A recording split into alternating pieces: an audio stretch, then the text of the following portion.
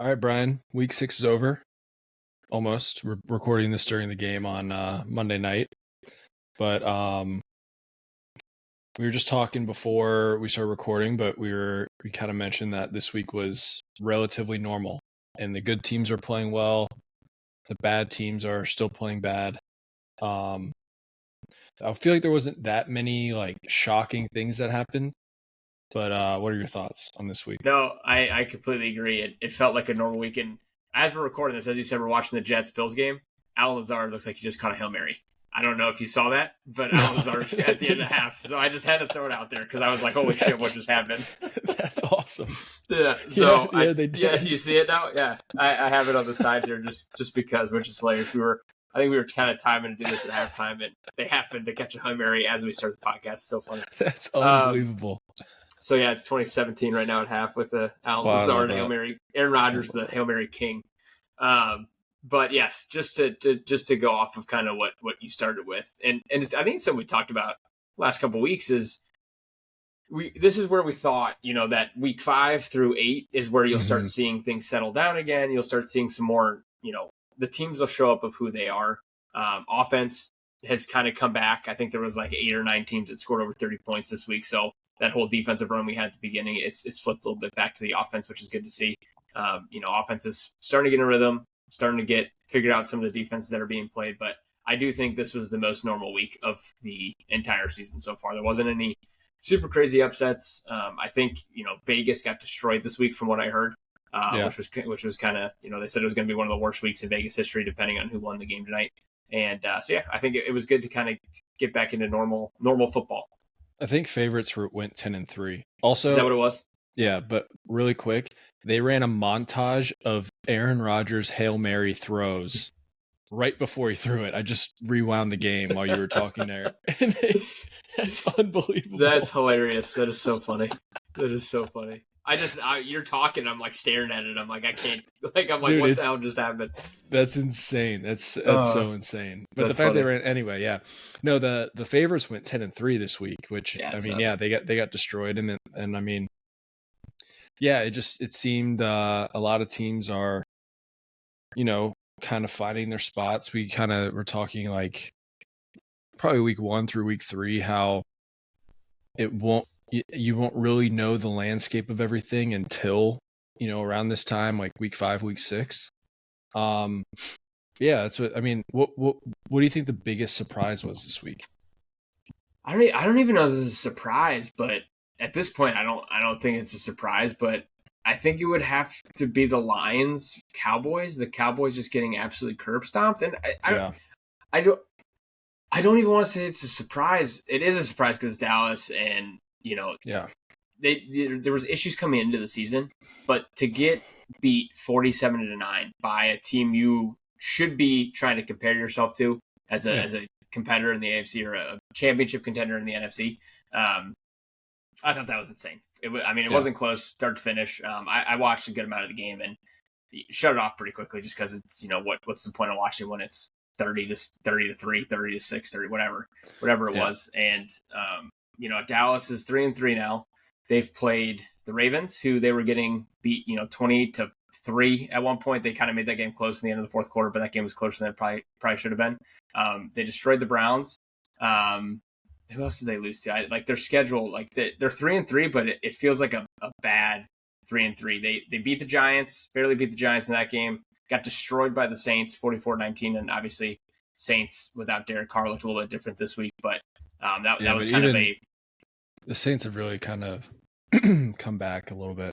Yep, and then barely beaten the Steelers. So it's just a little surprising there that they got beat that bad. But I just don't know. I don't think this is Dallas's year. I think this is Mike McCarthy didn't get his contract extension. I think this is just kind of a sign of the times. They put money into Dak, into CeeDee Lamb. Micah Parsons coming up with a contract. I know they're missing a bunch of defensive players, but 47-9 to a team that you were competing with for championship aspirations is you can't feel good coming out of that game. Yeah. Yeah, I'm trying to think of like things that stand out, but I mean, like we were saying, it just seems just like a ho-hum kind of thing. I mean, Baker Mayfield, destroys the Saints after they give up like a 24-3 lead or something crazy. Did you see yeah, so there was 3 runs in that game. It was I think it was 17-0. And then so Bucs 17-0. Baker threw 3 interceptions in the second quarter alone or something insane. Saints scored 27 points in the second quarter. Yeah, and that's it. And then it was what, 27-24, and then it ended up 51-27. Just a wild game. I was listening to something and they said if you just want to watch one game's like highlights, key plays, just watch that game because it was just nutty from get-go. And I know Baker had a good game, but I did see some Baker. He was, and this is an insane stat, he was like 1 for 10 on throws past 10 yards past the line of scrimmage. And he ended up with 325 yards and 4 touchdowns. It was just his average completion was like 2.7 yards, which is insane. Just shows the kind of the yak game he had. So his stats look better than his game probably was. I know Chris Godwin took that one, broke like 3 or 4 tackles, took it to the house.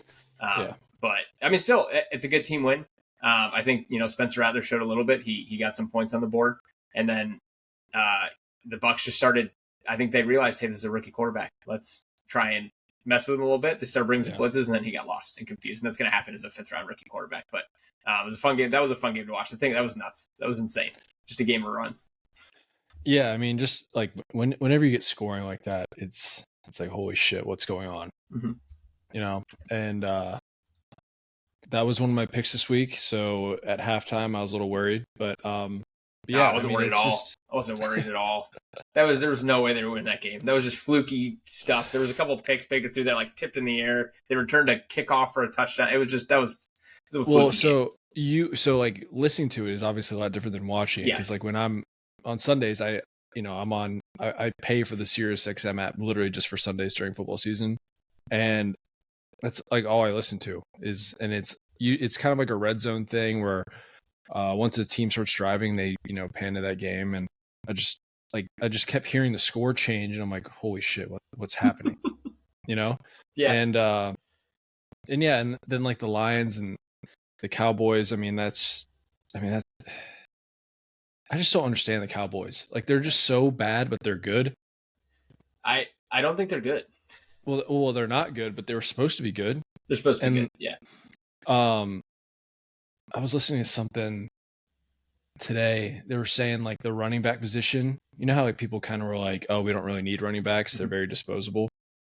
I feel like the running back position in the NFL is kind of like the center position in the NBA, because for like 4 or 5 years, people were like playing the small ball in the NBA, and like the Warriors, they could have put anyone at center who was just over 6'11", and it was fine. But now with like the resurgence of the center position, like Jokic, Embiid, Giannis, Victor Wembanyama, like all them coming back, and then like you see a team like the Cowboys who invested no money in their running backs, but then you see all these other teams like the Texans, the Saints, the Buccaneers. Buccaneers with draft picks and stuff like that, more so than like contracts. But Buccaneers but then like Saquon, Derrick Henry, like Derrick Henry, Ravens, even the Falcons. Well, Falcons are just running out there with a 2-headed monster. Tyler Algier would be a starter on 15, 16 teams. He had more carries than Bijan Robinson. He had over 100 yards. It's nuts. Well, that's what everyone was saying when they drafted Bijan. Yeah. They're like, why'd you draft a running back when you already have like a good one, But anyway, so it just seems like I'm like watching these highlights during the halftime show right now, and I feel like it's all running backs, like J.K. Dobbins, Najee Harris. They all, are big parts of the team now. And like, to go back to the Cowboys, they have Rico Dowdle and Zeke. And Zeke, how old is Zeke? Is he 30? I think he's 30, 29 maybe. No, I think he's 30. I think he's. If you told me he was 42, I would believe you. But that's what it feels like when an NFL player's been in the league for like 7 years. But I think he came out really young, so I think he's been in the league like 8 or 9 years. I'm gonna look it up. Actually, I'm curious how old he is. But I'm just saying it's such an important position now, because like now with like the 2 high safeties, you need to establish a run. Otherwise, you're not gonna be able to throw it at all. And I don't know if we talked about. He's 29. But. Yeah, I know, right? It's nuts that he's 29. Wow. It feels so much older than 29. Yeah. I don't think we talked about this on the podcast, but I saw some stat just kind of going off of this that there have been more running backs averaging, I think it was over 15 points per game just from like a fantasy perspective. There's been like 15 to 18 running backs scoring 15 or more fantasy points. And at that same amount was like 10 to 12 wide receivers. So it's like, it was kind of like a flip because normally the last like 4 or 5 years, it's been wide receiver heavy, super, focused. And it's kind of flipped a little bit. And I think it kind of goes to what we saw in those first 4 or 5 weeks where it was defensive run game. It kind of felt like the NFL of old, not so much these high-powered offense. I mean, think of the Chiefs. Patrick Mahomes throwing for 220 yards a game and 6 touchdowns, 6 interceptions. Like, just not what you're used to seeing, but they're running the ball great with Pachinko. They have a good defense and a good run game. So they don't need to, have Mahomes play hero ball and run it all and, throw all over the field. So I do agree with that take. It does seem like running backs are kind of making a little bit of a resurgence this year compared to previous years. And it is still one of those positions that I think you can find good players in the draft. Like, I don't think you need to invest heavy money in the running back position. I think the days of investing like when it kind of fell off when your boy Le'Veon Bell was asking for like 18 million a year when he was getting 13. And like that's kind of when the drop, like DeMarco Murray's of the world, making like a lot of money. That's kind of when it fell off a little bit. But now I just feel like you need a good running game. You need a good running game. So look what the Packers did. They went out and got Josh Jacobs. The Vikings went and got Aaron Jones. You see what's going on in Detroit with Gibbs and Montgomery, which is insane. Which is kind of like the Atlanta backfield. Like I would say those two are probably the top. Then you see Philly going to get Saquon. I was even a little hesitant with the Eagles getting him because I'm like, do you really want to do all that for a running back? But now it's essential. Yeah, like you can't roll out. You can't roll out Kenneth Gainwell and whoever the hell they had, Boston Scott. I think that's what his name was. Scott, but he always scored all these guys. All these guys who are just like little pieces who would, be on most practice squads. But it's just kind of wild to see it come back like this. And of course, it starts happening like a year and a half after I stopped drafting back-to-back running backs in fantasy football. Yeah, it feels like it's been like I feel like it feels like it was last year, but it's been like 7-8 years now where we started taking wide receivers and tight ends. Yeah, probably like 2018. That fell apart. Yeah, 2018. But on that a little bit, you named a bunch of running backs in the NFC North, and something I've been thinking about this week is the NFC North in general. Unreal. Is insane. And I know we talked about it last week, but all 4 teams have 4 wins. I think the Vikings are 5-0. They had a bye this past week. They're all 4. It's the first time in NFL history through 6 weeks, every team in the division has 4 more wins. They have the point differential. Those 4 teams have the highest point differential in the entire NFL. So like they won through, which is insane. I'm pretty sure Green Bay has the lowest of those 2. They might. I don't know who has the highest, who has the lowest, but that's insane. It is something we all thought the AFC North was great last year. Every team went above 500. Yeah. 3 teams made the playoffs. Obviously, Bengals with Joe Burrow getting hurt, it kind of derailed them a little bit. But this, I think, is on another level. The Bears have their 4 wins are against teams that each have 1 win. So it's a little bit, I don't want to say fool's gold because you still got to win the games. Defense looks great. Caleb Williams is starting to go a little bit better, but I'm saying like Miami last year. Yes, yeah. That's a good example, yeah. But it's just crazy. It's just something I thought that popped up this week that I saw that I thought was insane. Which of those 4 teams do you think is gonna? Lions. I think it's gonna be Lions. Oh, dude, I don't know. Vikings. Go down. I mean, go down. Oh, go down. Probably the Bears. If I had to pick one, it would probably be the Bears. I just think their rookie quarterback defense is up there. I would say the defense is better than the Packers defense. Probably it's better than the Vikings. Packers defense is pretty good, man. Yeah, I mean they're all good. That's what they all have good run games and they all have solid defenses. Solid teams. The only thing I'm gonna say this until I can't say this anymore, but the only team I don't fully trust besides the Bears is the Vikings because of the Sam Darnold thing. I know, but I feel like through 5 weeks he's proven it. No, I agree, but Yeah, I don't know. Like okay, I would trust Jordan Love and the Lions over the Vikings. I think, and that's why like my instant reaction went Lions when you asked who I thought, or well, I guess you were I jumped the gun. You were asking who I thought would fall. I assumed you were going to ask who I thought was going to make it, but that's why my initial reaction went Lions, is because they made the NFC Championship game last year. Trust Jared Goff more. He's been like he's just has proven it a lot more than Sam Darnold. Obviously, I think he's a better quarterback. Maybe not this year, but Dan Campbell's a great coach. Defense is solid. Run game is unbelievable, and they can do a lot. I think that makes Jared Goff a lot better. The run game being better, and so if I had to pick today, I think I would take the Lions to win the division, and I think Bears would fall just because straight the schedule. They haven't played anyone in the NFC North yet. I don't believe they might have played one of them and lost, but I don't believe they played anyone in the NFC North yet. Actually, I'm going to double check that. Next week is I'm pretty sure is Lions Vikings, right? Is next week Lions Vikings? This coming week.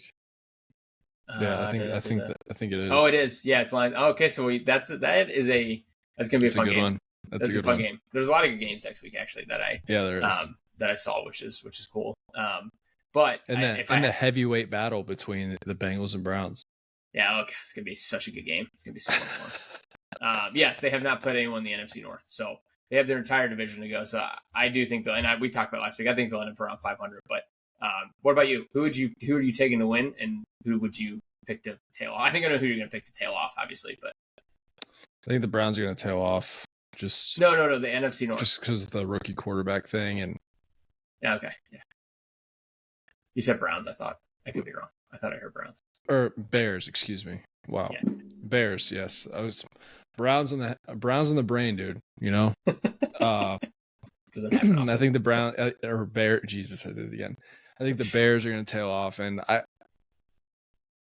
think I would I'm going to send you a bet right now, but I think the Packers might win the Super Bowl. Do you have their odds pulled up right now? I think it's 20-1. 20-1.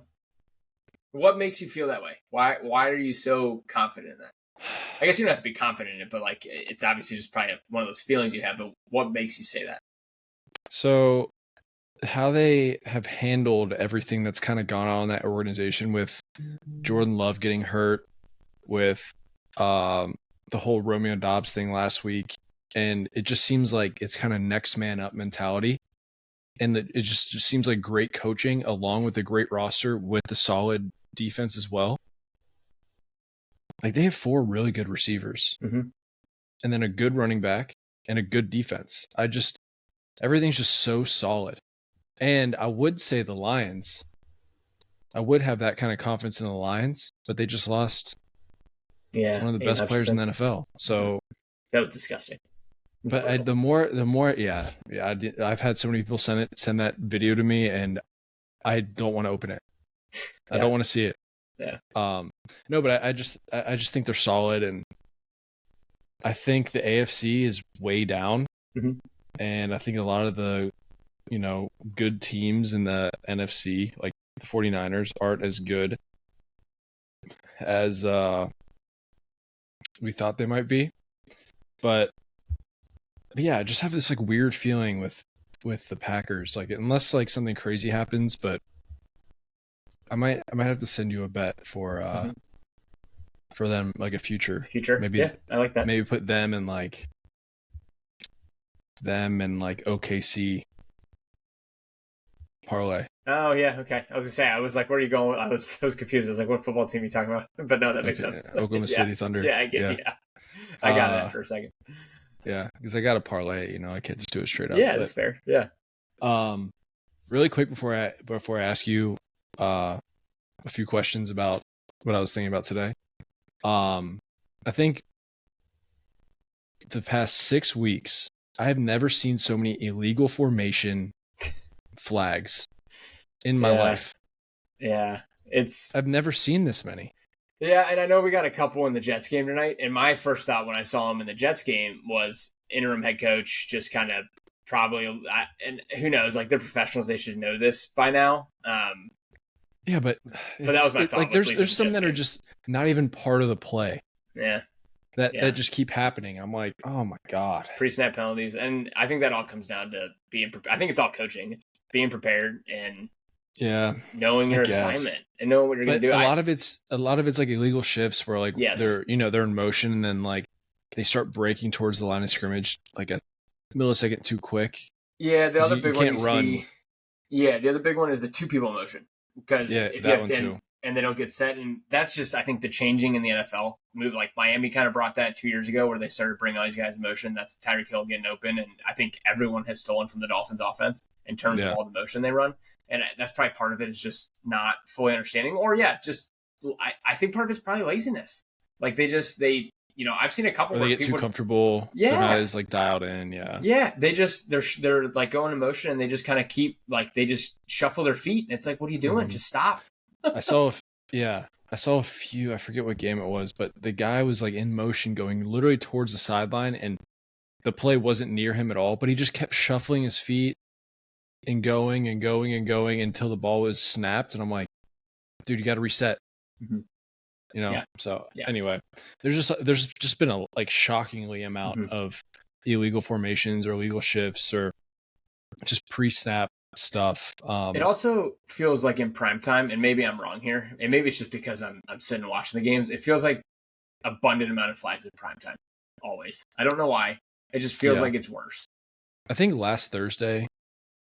Was it last Thursday? I think Kirk Herbstreit and Al Michaels were talking about how there were no flags, and then all of a sudden there was like 7 in 10 plays. Well, I do remember it was like 2 or 3 weeks ago, and it was a Thursday night game. They were like, of course there's like it's a kick. There's a flag. Like they were just bitching about all the flags that were being thrown. Sometimes it's just like, hey, it's kind of like the NBA. It's like, all right, we're just gonna swallow a whistle. Yeah. Like we're just gonna let them play. Yeah, let them play. And then we'll hear about it. I feel like coaches won't complain. I mean, unless it's like excessive pass interference, but it sometimes it just becomes a lot. But anyway, so we're 6 weeks in, and we're starting to figure out who or what teams are playoff teams, potential playoff teams, potential Super Bowl contenders, and it kind of had me thinking of like past Super Bowl winners. And I was going to ask you, what quarterbacks do you think have the potential to win Super Bowls? So I'm going to give you 3 right now, and they all have something in common, and it's very obvious. But Jared, what I'm asking is, which one of these 3 quarterbacks could win the Super Bowl? Could win it, not get there, win it. Mm-hmm. Jared Goff, Jalen Hurts, Brock Purdy. Ooh. Because before you answer that, I'm going to read off the last however long you want me to go back.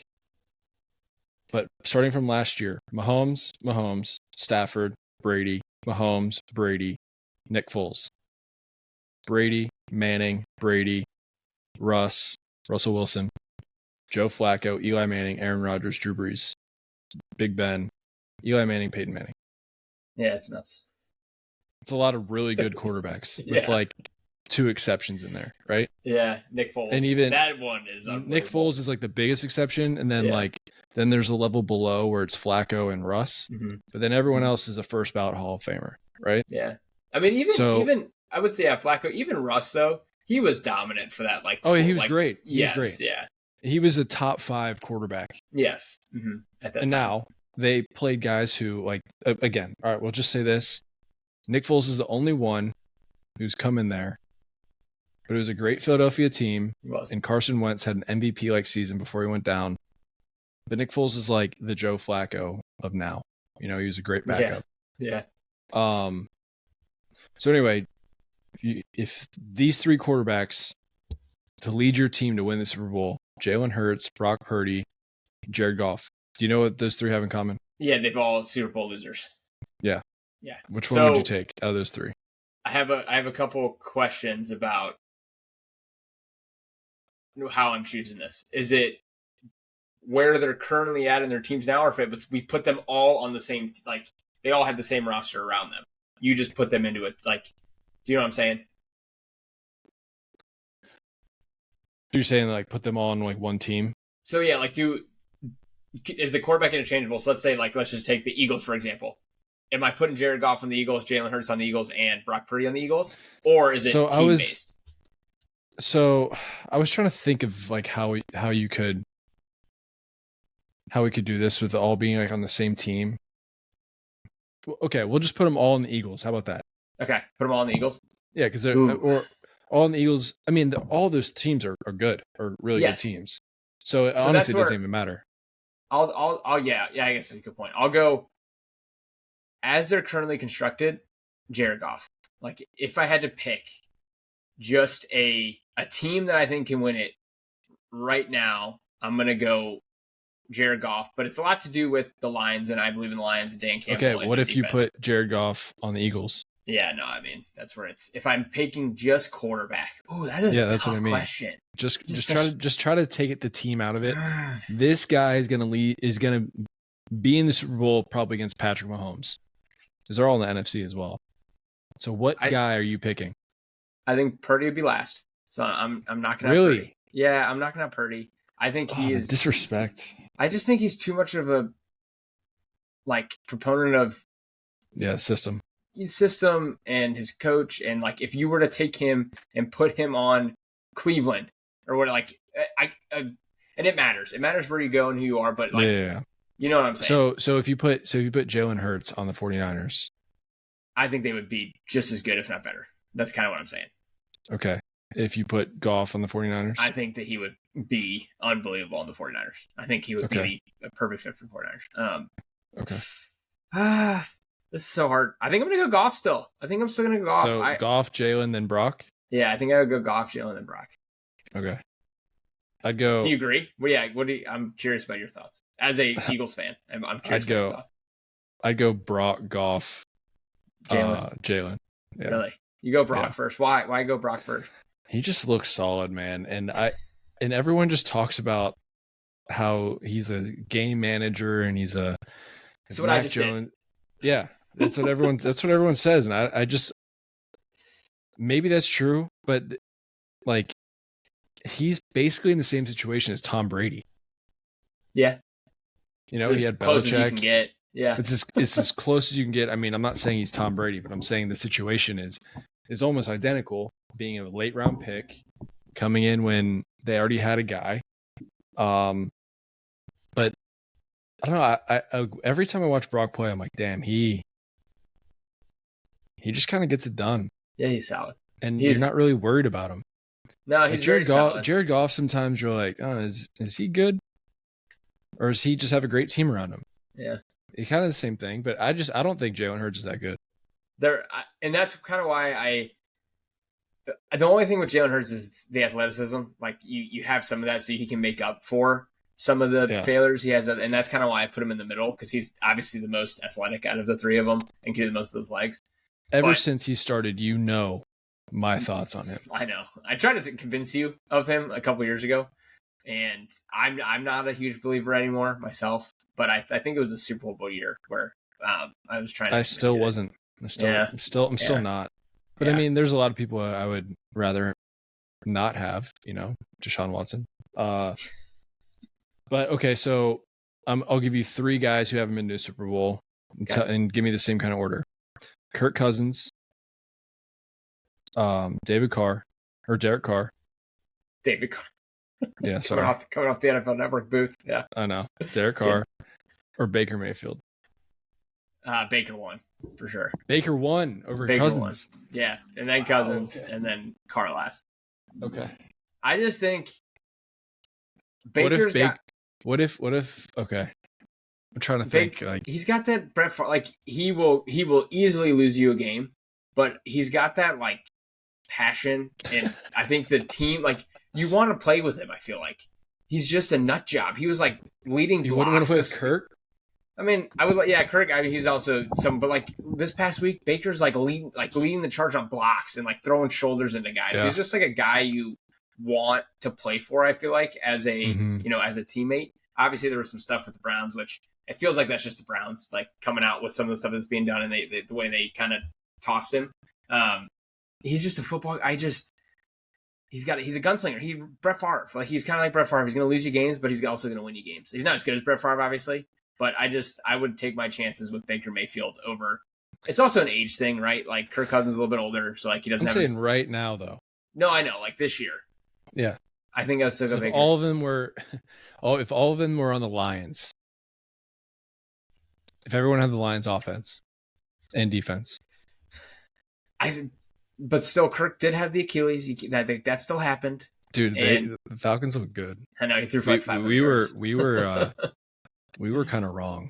Yeah, we were hesitant. We'll just say yes, that. we were hesitant. We were wrong. We were hesitant, and it showed out the first few weeks. He definitely did not look like himself those first few weeks. But after week 5, we kind of see who teams are. Yeah, like the Saints. Saints won the Super Bowl week 2, and yeah, it's true. They beat the 41-19, the Cowboys. But I think Derek Carr is the clear last for me for those.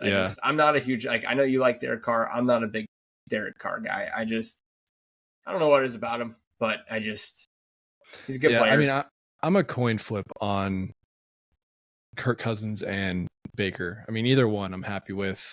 But yeah, Baker's fiery attitude can win you games and lose you games. Yeah, absolutely. But that's kind of what you get though, is you could easily lose a playoff game because he turns the ball over 3 times like he did this past week to the Saints.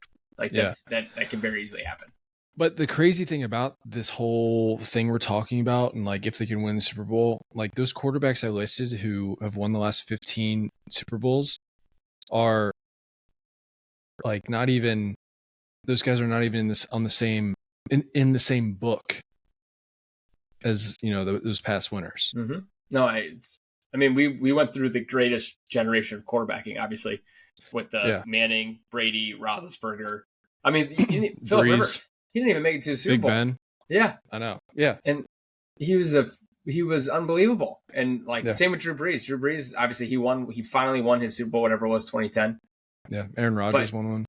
Yeah, but just all absolute freaks of nature, and like we have some good we're obviously, I don't think we're nowhere near where that was, but there's some good quarterbacks in the NFL today.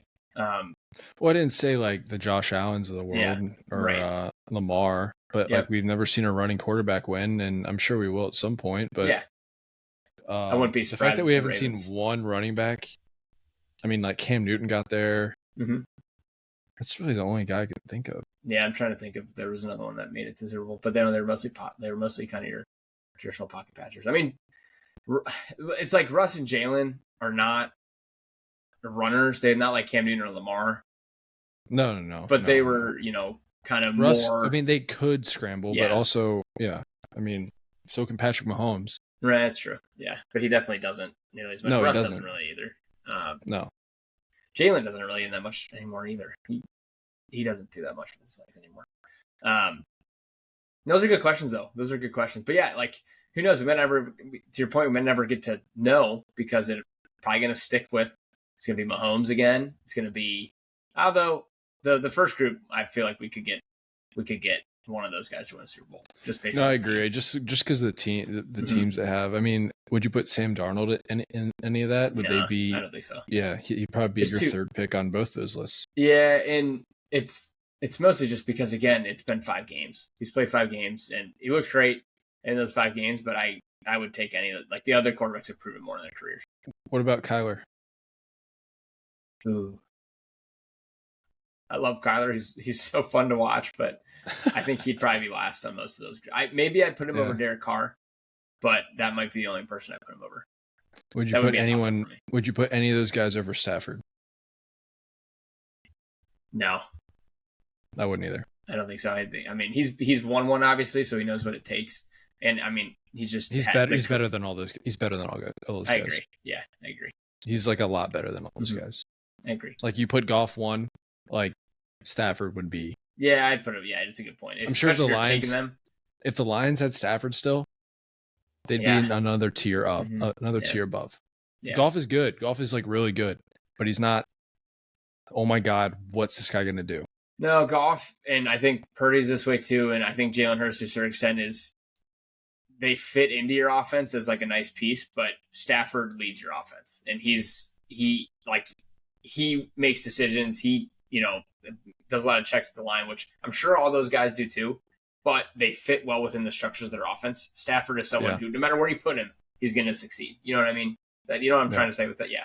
He'll succeed 100%. Anywhere rather than being a puzzle piece into a certain offense. Yeah, I completely agree. Yeah, I was thinking about that today, and I wasn't surprised by the past winners, but like just thinking about like some of the, like how we talk about some of these quarterbacks, just like, oh, well, they're not nearly on the level as these guys, but nope. But anyway, yeah, so I just wanted to, I like that. That's a good question there. Yeah, it's a good like midweek, just kind of change of pace, something different. I like those are fun. Yeah, I mean, because I mean, like this week I was trying to think of things we could talk about because everything was just kind of regular and normal, and like there wasn't going to be a big Bengals Open this week because they got a win and the game was ugly, but it was, they got the win and it doesn't really matter in the NFL. It just, they looked like a completely different team. Like if this was the first game of the season, you'd be like, we got to get this offense going. Yeah. Well, and that's what it is. Like, and it'll be short. Like, obviously happened to win. It was a tough watch. Just, I think anyone who watched it was not the most entertaining game in the world. But I think it was a win they needed. I think they needed to grind a win out, not rely on the offense, have the defense show that they can't. I mean, you're going up against Daniel Jones without Malik Neighbors. It's not obviously the most prolific offense in the world, but they put up 29 against the Seahawks last week. And Daniel Jones has been playing well. I mean, you've kind of tooted Daniel Jones' horn the last few weeks, and the defensive line finally got healthy. And at first, I wasn't that excited. It's also prime time Daniel Jones. Yeah, 1-9, 1-14. It's 1-14 now, which is insane. Wow. Okay, even worse. I heard someone say Andy Dalton's primetime numbers would look like a Hall of Fame career. Yeah, put Daniel Jones to shame. But so it was a good, and the important thing for me was they got to stop on fourth down at the end of the game. So the defense stepped up, made a play. And then the offense, Joe Burrow converted that 3rd and 12 to Yoshi. And then they made a play, scored a touchdown at the end of the game. So each side had an important play at the end of the game. We got to learn how to win. Bengals didn't know how to win coming into this week. The only game they won was the Panthers when they were kind of blowing them out the whole time, and they still made that game way too close. So it was good to see them close out a game. I feel a lot better about it than I did yesterday.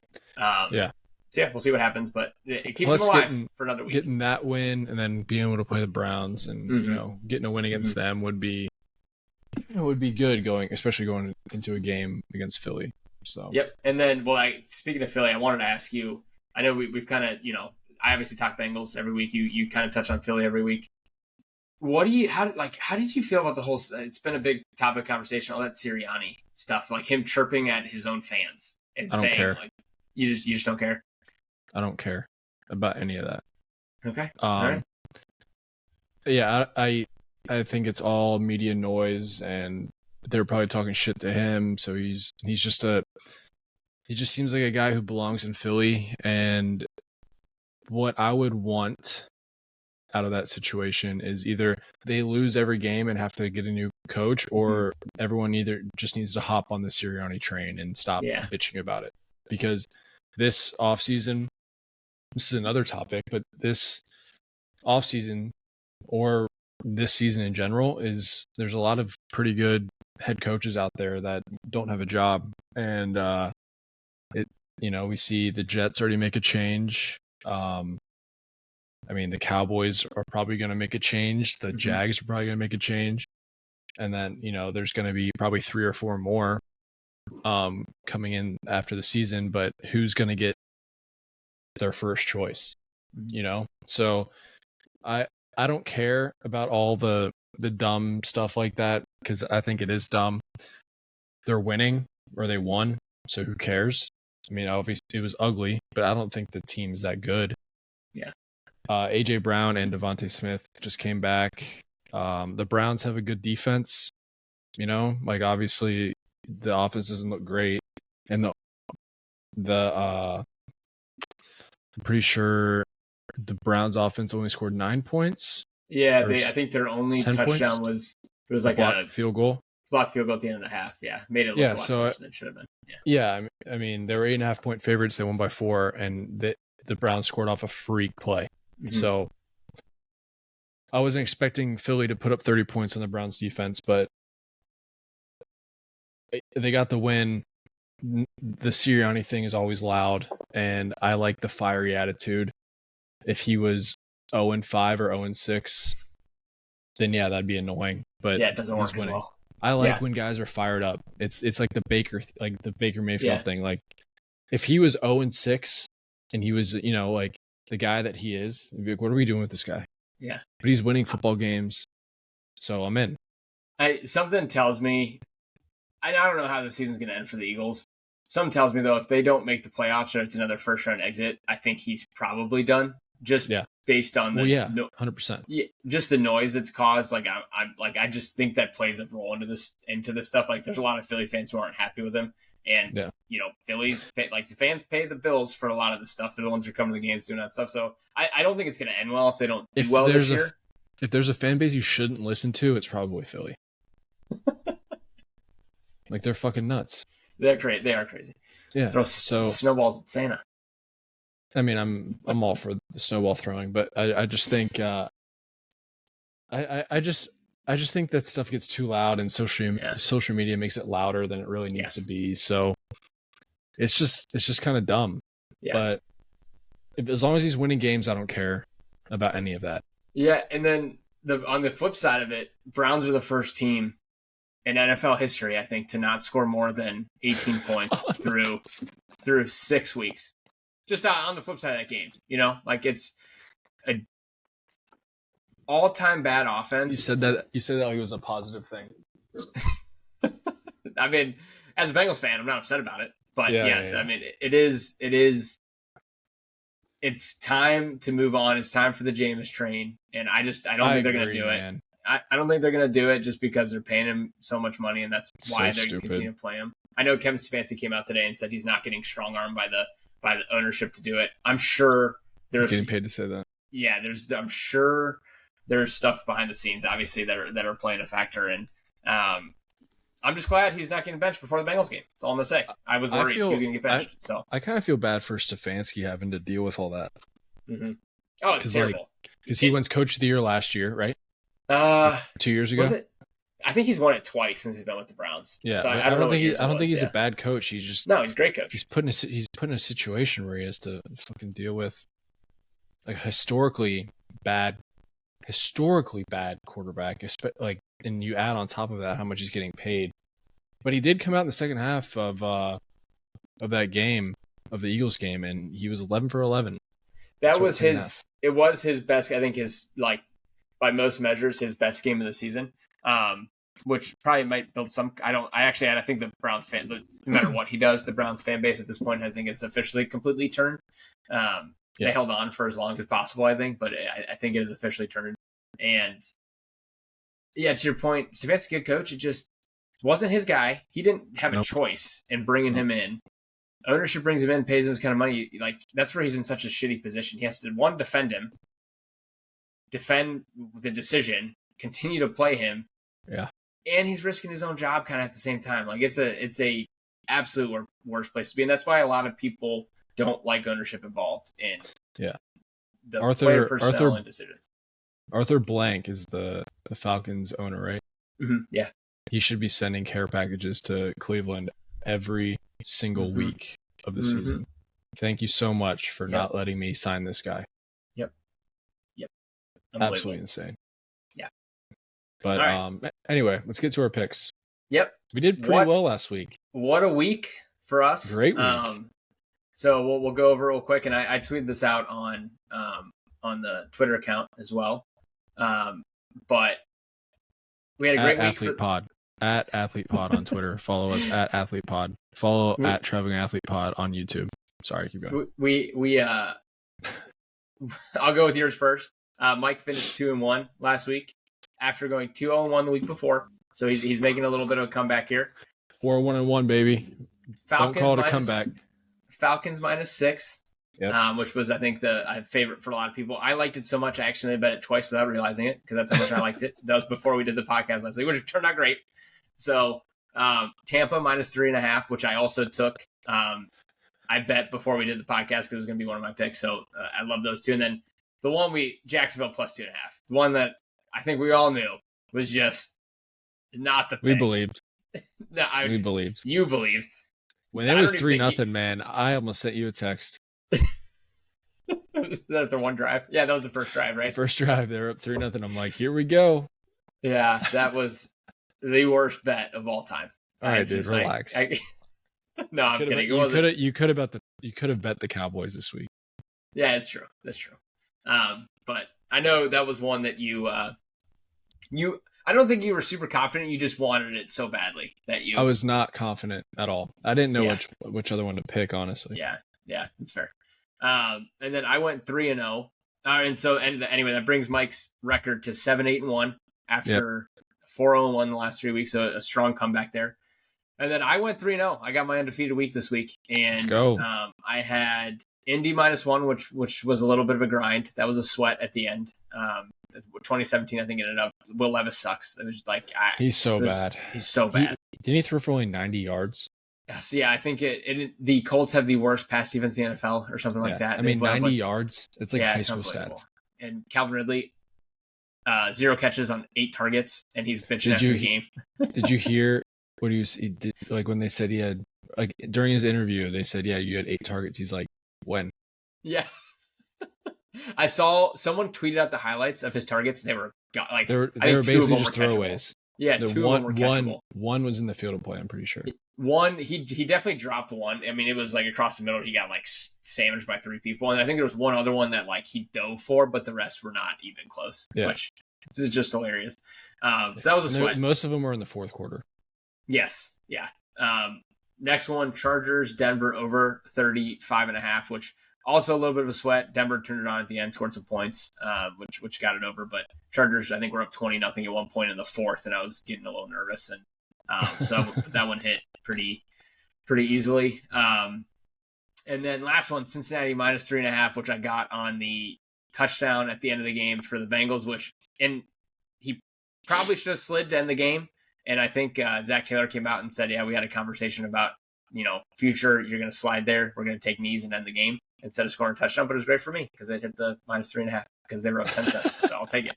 I think it hit a lot of people's bets because I think like 80% of the money was on the Bengals this week. Yeah. So 3-0, and then so that brings me to 13-5 on the year. So that's insane. And I placed. I'm only betting our games from now on. Yeah. In the NFL. NBA starts next week. I'll be live from Florida next week, by the way. So, my NBA betting starts next Tuesday. Okay, that's right. I can't. And fucking wait. Question for you, and I kind of want to bring this up, and we don't have to we could do it if you want. I pick once NBA starts, we could do 3 picks. I take NFL, 3 you take NBA. It's harder for NBA though because it's not on a weekly basis, but yeah, I think we. Or you can just mix and match. No. I think we could do 2 different drafts. Okay. So NFL draft, NBA draft, and start an NBA one. Okay, that's fine. Yeah.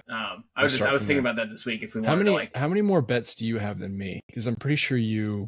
So I think it was just week 1. I did 3 and you did 1. So I have 2 more than you. So you're 13-5. 13-5. Yeah. Okay, so 18. Yeah. So first week, I'll put 2 NBA bets so we can even up the records. That works. Yeah, that works. I like that. And then we'll do the 3 and 3. But yes, I so this past week, because I bet all 3 of mine, obviously, and I had the 2 of yours bet already beforehand, and I accidentally doubled up on the Falcons -6. So all 6 of the game line picks that I bet hit. That's unreal. It was just fantastic. That's great. Just a great week. You're like, I'm not going to do the Jags. I'll just double up on another one. Oh no, I didn't do the Jags. Don't. Yeah, I know. You were making fun of me when I did that. So and then I tweeted this out on Traveling Athlete Pod or Athlete Pod on the Twitter account. We have a combined 9-2-1 record the last 2 weeks. So if you're Talon, unbelievable. You are definitely in the green the last 2 weeks. We're good. Hey. We're good. Yeah. I hope I can keep it going. You got first pick this week. I got first pick, yeah. I placed 3 already, so it just depends on if I doubt I'll get all three of them off. Let me pull it up. I want to figure out which one I like the best. Oh, damn. These are actually, I kind of looked at the spread today, or all of them today, and it's a tough week. There's a lot of good matchups this week. The first one, and we're doing this on Monday, so some of these spreads might change pretty drastically by the time the games start on Sunday or they close. I'm gonna go Commanders minus 7.5 against the Panthers. Okay, starting off with one that I might have chosen. Yeah, I just think we saw we didn't talk about this game, but it was a fantastic game. Baltimore's in control the whole time against the Commanders, but that was kind of the game of the week for a lot of people was Jayden Daniels versus Lamar Jackson. And I think it was good for the Commanders. They went up against one of the best teams in the AFC, proved they could hold their own. And I just think they're obviously overall a good team. So I think they'll have a nice bounce back week at home against the Panthers. Yeah, no, I mean, I've been saying this since week 2. Always bet against the Panthers. Yep. Especially now since Andy Dalton's kind of come back to earth. And, yep.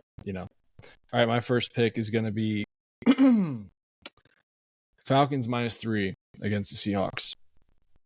Seahawks were 3-0. Now they're 3-3. Their defense kind of stinks. Falcons are hot. Kirk Cousins is, he had a down game last week and they absolutely destroyed the Panthers. So I like it. That was one that I had on my list. All right, my second one, and this is partially due to how the game's going right now, but I'm going to kind of go off the reasoning I did last week for the Chargers Broncos of over 35.5. I just, Broncos had scored a good amount of points. It was just such a low over-under. I'm going to do Jets Steelers, which Steelers have put up over 30 points, I think, twice this year. Jets offense obviously playing well, not against a great Bills defense, but they're playing pretty well, over 36.5. So I'm going to do Jets Steelers over 36.5. I like that one a lot. That's a good one. I like that one. Mm-hmm.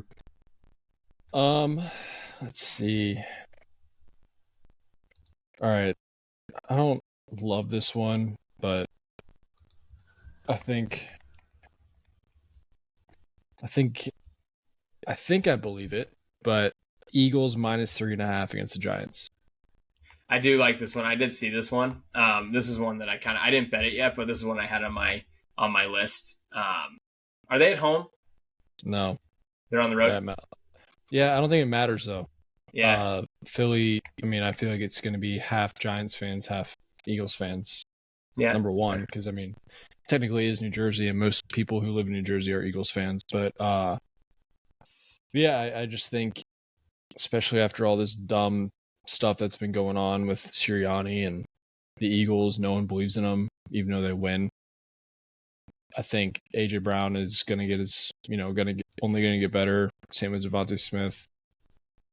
I think the Giants kind of stink, and we for sure saw that Sunday night. So this could be a 2-touchdown game. Okay, I like the confidence. So there's a lot of good games next week. So we'll just touch on them real quick because we obviously won't get to talk about all of them while I decide my last pick. But we touched on one, Lions Vikings. That's -2, Vikings at home. It's like you want to pick these games because they're more fun to watch, but it's like you can't. Because you don't feel confident what's going to happen. And then the other really good one is Chiefs 49ers. 49ers 1.5 point favorites at home. Another one over under 47. That's a little bit enticing, the over under there.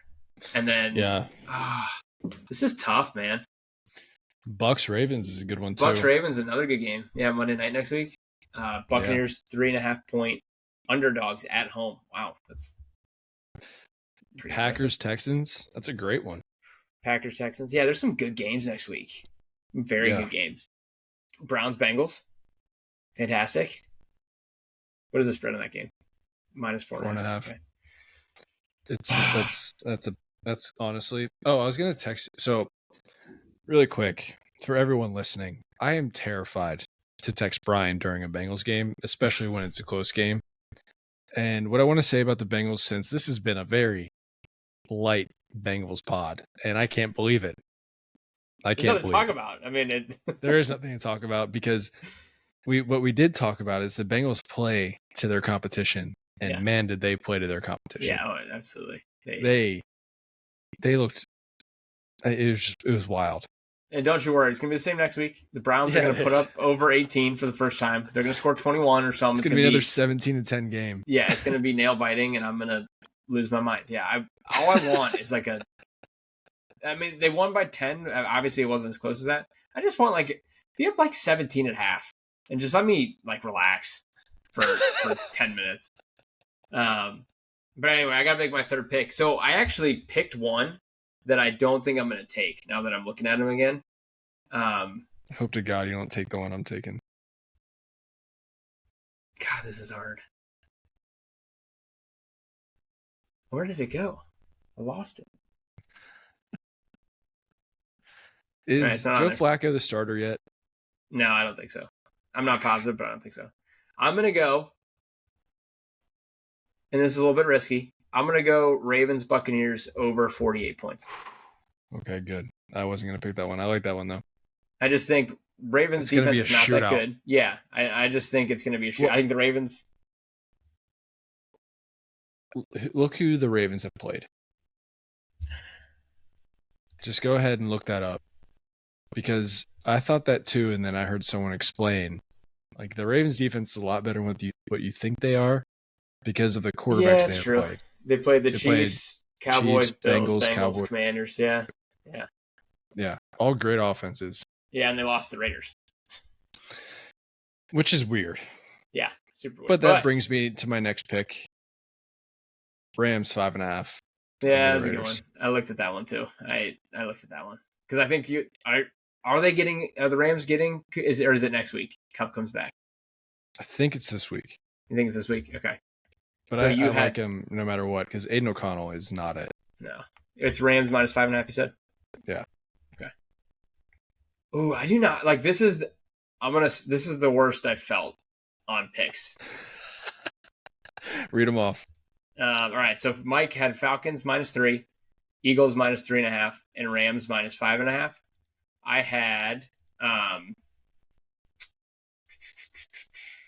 had over 48 for the Ravens and Buccaneers. I had over 36.5 for the Jets and Steelers. And then I had minus 7.5 Commanders. Damn. I don't know, man. I'm not feeling good. I mean, it's a tough week this week. There's a lot of good games. Yeah, I just feel like we're kind of settling into, everything regular now. And yeah, I just don't think it's going to be as one-sided. Well, and that's part of it, is once you start really realizing what teams are, the spreads will get tighter, everything will get a little bit harder. Because at the beginning of the year, if you watch enough football at the beginning of the year, you can kind of pick and choose and see where you feel like you have spots, which I think is part of the reason why I've been so successful is because you can tell pretty quickly what makes sense, what doesn't. But I think it's because there's teams that'll show flashes of greatness, like the Saints the first couple weeks. So market overvalues them, overinflates them a little bit, and that's where you can maybe get a point or two here or there. But now, once you get to this point, week 6, 7, 8, when teams start showing who they truly are, it gets a little bit tougher. So we'll see. But I felt like the last few weeks, I definitely had at least 2 where I was like, all right, I have no brainers. This week, I don't really feel the one I probably feel best in is the over of Jets Steelers at 36.5. Yeah, I feel pretty good about I'm pretty sure I put the clip up of me picking the Jags. And I got a few comments on it saying, "There's no way." It wasn't me, by the way. I didn't it wasn't. It wasn't. It was a bunch of random people. But even in that clip, I was like, I don't really like that. Yeah. Couldn't even convince yourself of it. Yeah. No, I just wanted to pick something. I was excited to wake up and watch that game. Yeah. Because I watched the early games and the late games. I listened to the day games. And I wanted to put something on that, and I'm still not a Chicago believer, even though they're 4-2. Mm-hmm. That's fair, and I think there's a lot of flaws in the Chicago team, but I don't know what it is. I just the Jags just feel broken, and it's part of it. I think is just the organization in general. Like it's just we talked about it. One of those organizations that cursed and just isn't when things aren't going right. They're not a team you're going to trust to flip it around. And no, they get to play the Patriots in London. They got to stay in London to play the Patriots. It's going to be a great game in London. So everyone's like saying that's such a bad thing. Why is it such a bad thing? I think it is good. I think it's good that you like, but I think if you come off a loss like that, part of you probably just wants to go home. But it makes sense to do 2 weeks. But also, like, I'm on vacation. We're in London. Yeah, it probably makes it harder to prepare for the game too, though, right? Like if you're like, you take it as you're on vacation. But also, being a part of that team makes it harder to prepare for the next game. You know, that's true. So. But also, like the Jags have been there every year for however long, so most of those guys have probably already been there, done that. Yeah, but I mean, it's probably like a nice change, though. Oh, absolutely. You know? Like, yeah, I'm sure the schedules aren't as tight, and they're like, oh, let's see what's going on here, or maybe it's opposite. Maybe the schedules are tighter and they don't get to do as much. But I don't know. I just feel like it's one of those like, everyone was complaining about it. I'm like, maybe it's cool. No, I mean, I think maybe they don't want to go home and see their girlfriends and be like, what the fuck happened? I think most of them are probably there. Like wives and girlfriends are probably there. Yeah. But I was listening to something which I thought was hilarious. Someone was like, the Jaguars should fire Doug Peterson in between London trips, so he has to take his own trip home. He has to get like his own flight to fly back home. So I was listening to Bill Simmons' podcast, and that him and this guy does it with every Sunday were saying that they should fire Doug Peterson and the owner should buy him a business class seat home, but give him a middle seat. It's like, or just like a regular seat. And they were calling him Coach Middle Seat, like the rest of the episode. I was like, oh my God. That's funny. I mean, but that's like, you touched on it earlier. Like he's one of those ones that you can see getting fired mid-year if it doesn't turn around. And I've heard a bunch of people talk about Bill Belichick going to the Cowboys. Do you think that would happen? I do. I think that's one of those, like, I think Jerry is one of those guys who he would want to bring in that name just because. But I understand they would want to, but do you think Bill would want to? Have you heard like what goes on in Dallas? That's a good point. Yeah. Just with like Jerry essentially running the team. Well, no, there's like, they have like fan tours of the facilities like during practices. Oh yeah, I have heard that. Yeah, it's Jerry's World. It's a amusement park. But also Jerry Jones is the GM of the team, and Bill Belichick would want that. Like, why wouldn't Bill Belichick not want to go to the Jags? It's a good point. I don't know if he'd want to go to the Jags. Why? Just because of the organization. I just think like. But what if they just give him the keys? They probably would. They probably would give him the keys. And like, I'm sure he'd be like, I can fix Trevor Lawrence. Are you kidding me? I feel like the Jets would be a good spot for Bill Belichick. He doesn't like it, but I don't think he likes the Jets. Yeah. Well, didn't he coach at the Jets at one point in his career? Giants. Was it the Giants? Giants. Okay, so it's back to New York. He likes the Giants, so maybe he'll go there. But the quarterback situation sucks. Yeah. Or maybe like, I feel like the Jags are good because they have good young pieces. I don't think Trevor Lawrence is as bad as everyone thinks he is. Mm-hmm. I think it's all coaching.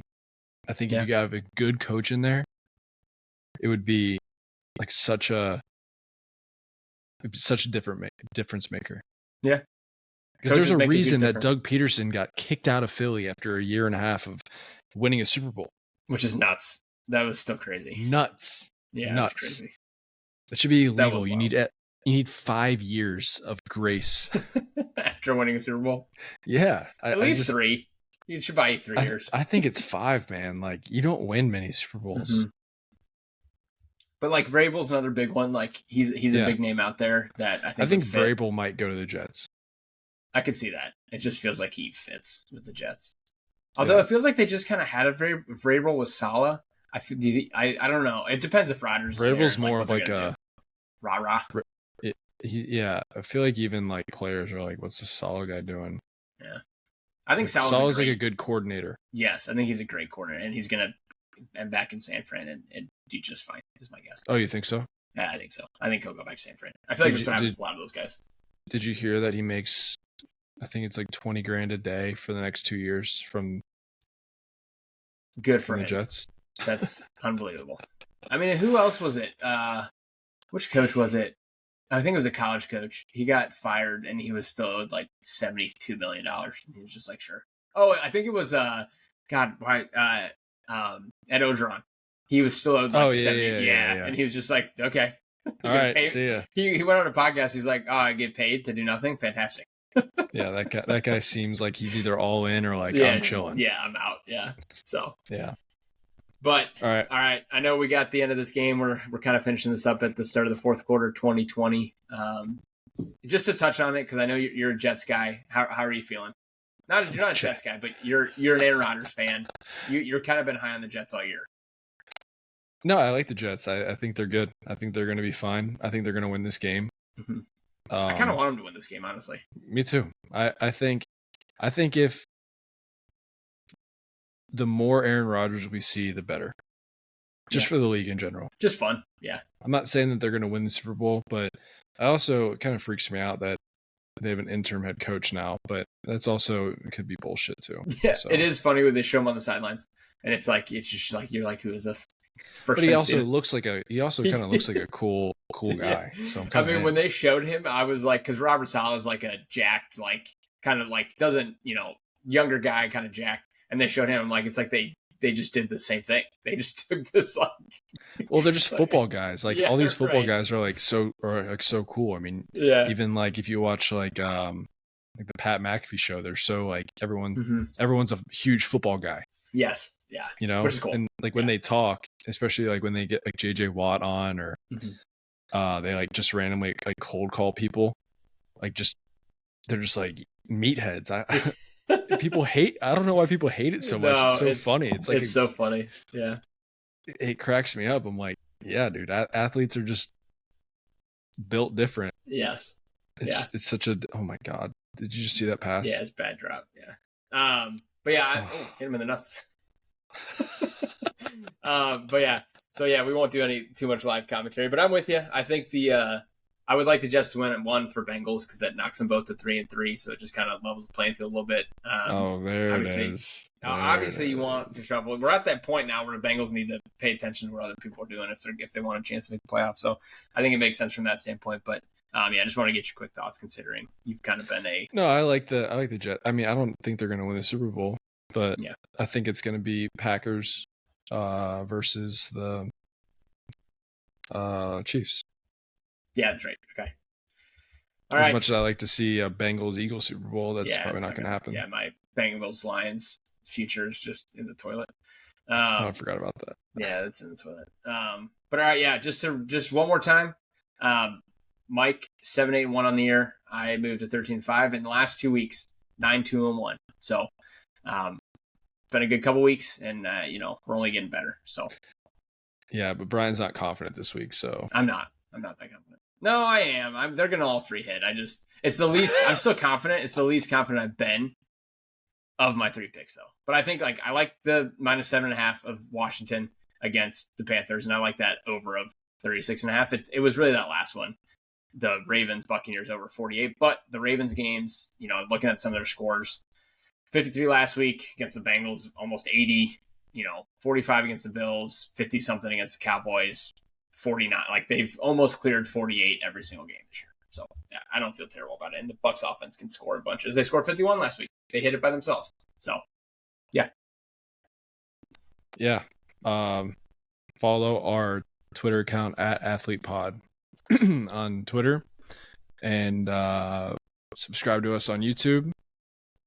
And Brian, you've been killing it with the content. You've really been trying to. Yeah. I love it. It's great.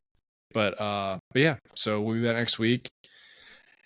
And we're going to be 6-0 this week. I can feel it. Well, that's what I almost said. I was thinking about it today. We always throw like our picks in a parlay just in case we go 6-0. We didn't do it this week, and we went 5-0 or 5-1, obviously, with the Jacksonville Jaguars not doing it. Honestly, if I would have done it, I would have I did not like the Jacksonville pick. I probably wouldn't have put them in it. So I'm kind of kicking myself that I forgot to do it. So. Well, that's what I'm only betting on our picks from now on football. So it's a good call. So yeah. All right, this is fun. I think we another successful week and come back 6-0 next week. Yes, sir. All right, Brian. All right. We'll talk to you later.